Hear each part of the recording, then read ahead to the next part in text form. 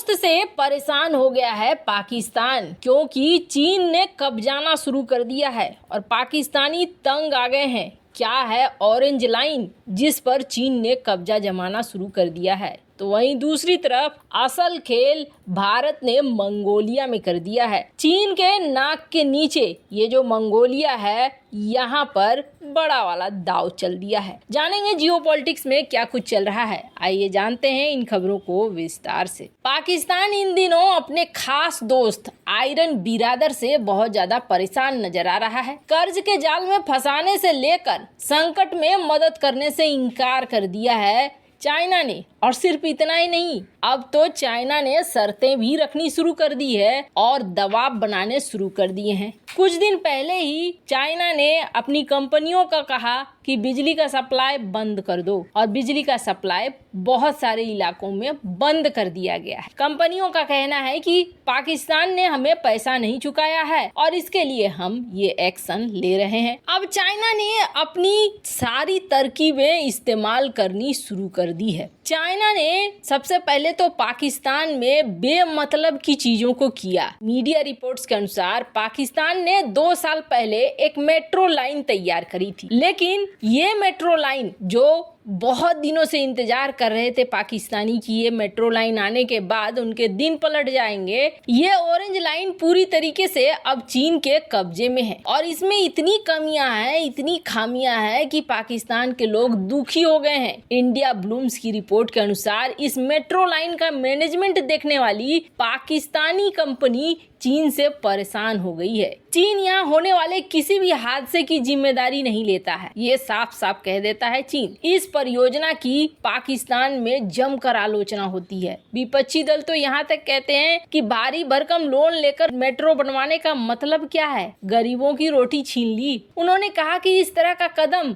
गरीब लोगों के लिए कोई फायदेमंद नहीं है। पाकिस्तान ने मेट्रो बनवाने के लिए चीन से कर्जा लिया, बाद में इसी कर्जे का इस्तेमाल करते हुए पाकिस्तान ने चीनी कंपनियों से 2.2 बिलियन अमेरिकी डॉलर की लागत से 27 किलोमीटर लंबी मेट्रो लाइन बनवाई। मतलब चीन का पैसा चीन के ही घर में चला गया। 2020 में यह परियोजना पूरी हुई। ऑरेंज लाइन मेट्रो ट्रेन चीन के एक्जिम बैंक से 1.6 बिलियन अमेरिकी डॉलर के ऋण के साथ फंडेड है और चीन रेलवे और नोरिंको इंटरनेशनल द्वारा संयुक्त रूप से बनाई गई है, जो इसका पूरा संचालन संभाल रहा है। लोन के मुद्दे के अलावा परियोजना अलग अलग तरीके के विवादों का केंद्र रही है। इस मेट्रो को बनाने के चक्कर में यूनेस्को के विरासत स्थल कहे जाने वाले चीजों को भी खतरे में डाल दिया गया, घरों को ध्वस्त कर दिया गया। मामला केवल यहीं तक नहीं है, इस मेट्रो लाइन की डिजाइन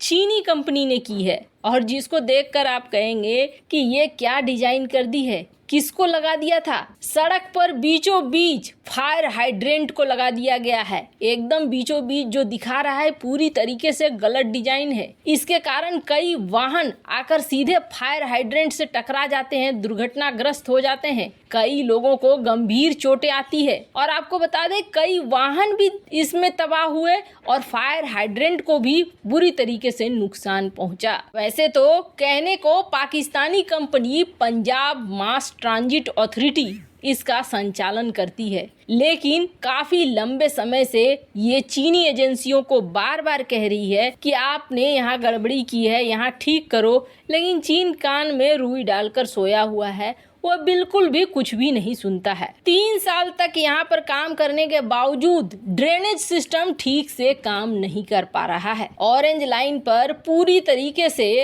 अब कब्जा जमा लिया है चीन ने और ये इस पूरे इलाके में सिर्फ रेवेन्यू उठाने का काम कर रहा है, पैसे उठाने का काम कर रहा है। बाकी परेशानी हो रही है तो वो तुम समझो, हमारा उससे कोई लेना देना नहीं है। पाकिस्तान का कुछ इस तरीके का स्थिति है। खैर, चाइना जो नजर आता है एक नंबर का दोगला देश, उसके नाक के नीचे भारत कांड करता जा रहा है। अब भारत ने एक और बड़ा कांड कर दिया है और सीधे सीधे चाइना के सिर पर आकर सवार हो गया है। स्क्रीन पर जो ये आप देख रहे हैं ये है मंगोलिया। मंगोलिया जो रूस और चाइना के बीच सैंडविच बना हुआ नजर आ रहा है। मंगोलिया कभी भी चीन का साथ नहीं चाहता है। इसके पीछे कारण है, मंगोलिया का एक बड़ा हिस्सा चीन ने कब्जाया हुआ है, जिसे कहते हैं इनर मंगोलिया। असली चीन की बात करेंगे ना, तो असली चीन बहुत छोटा सा है। असल में चीन ने अपने आसपास के जमीनों पर बहुत ज्यादा कब्जा किया हुआ है। ये जो मैप देख रहे हैं ना आप, इस मैप से आपको समझ में आएगा कि किस तरीके से इसने कब्जा किया हुआ है दूसरे की जमीनों पर। एक हिस्सा है मंचूरिया का, एक हिस्सा है मंगोलिया का, एक हिस्सा है ईस्ट तुर्कमेनिस्तान का, एक हिस्सा है ईस्ट तुर्किस्तान का, तो वहीं एक है तिब्बत का, एक किंगडम डाल। असली चाइना बहुत छोटा सा, जो ये लाल रंग का आप देख रहे हैं, असली चाइना यही है। इनर मंगोलिया जो मंगोलिया का हिस्सा था, उस पर बहुत बड़ा कब्जा जमा कर बैठा हुआ है, काफी बड़ी जमीन पर चाइना। और इस चीज को मंगोलिया बहुत अच्छे से जानता है। मंगोलिया के अंदर खजाना भरा पड़ा है, लेकिन मंगोलिया की दिक्कत क्या है, मंगोलिया में जनसंख्या बहुत कम है। और मंगोलिया न तो चाइना की मदद लेना चाहता है, न रूस की मदद लेना चाहता है। मंगोलिया जानता है कि उसकी जमीन में खजाना है, लेकिन इन दोनों देशों को अगर न्योता दिया तो ये दोनों ही देश पूरे के पूरे मंगोलिया को ही खा जाएंगे, ये एकदम से तय है। चाइना अगर ताइवान को कब्जा लेता है, भारत से भिड़ जाता है, तो उसके बाद मंगोलिया उसका अगला निशाना होगा। चाइना रुकेगा नहीं, ये बात मंगोलिया जानता है। मंगोलिया ने भारत के साथ रिश्ते बढ़ाने शुरू कर दिए हैं। और अब जो चीन का सपना था कि मंगोलिया के खनिज पर कब्जा कर लें, तेल पर कब्जा कर लें, उस कब्जे को, उस सपने को भारत ने तबाह कर दिया है। मंगोलिया का पहला ऑयल रिफाइनरी, ये जो भारत की सहायता से, भारत के पैसे से बना है, ये 2025 तक में पूरी तरीके से फंक्शनल हो जाएगा। $1.2 बिलियन का भारतीय सॉफ्ट लोन दिया गया है, जिसके तहत मंगोलिया में ये रिफाइनरी बनाया जा रहा है।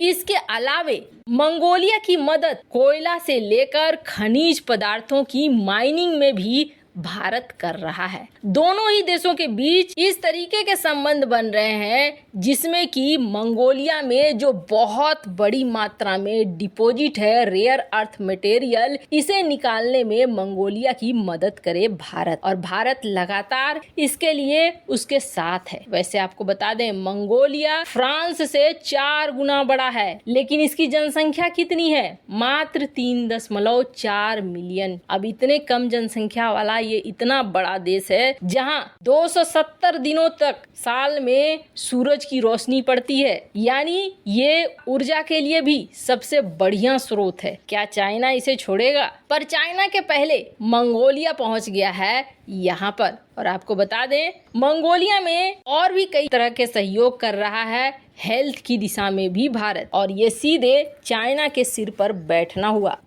वैसे इन सब मामले में आपकी क्या राय है, कमेंट कर जरूर बताएं।